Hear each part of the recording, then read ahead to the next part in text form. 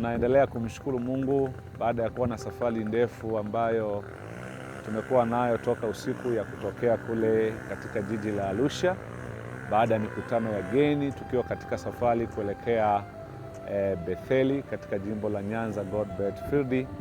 Hapa tumekutana na changamoto safarini, kwani tumekuta mto mkubwa na mvua kubwa iliyonyesha siku hii ya leo, ambapo imepelekea daraja na mazingira haya ya katikati ya Katoro pamoja na Lulembela yamefunika maji, yaani daraja limefunikwa maji na maji ni mengi, maana mvua kubwa imenyesha.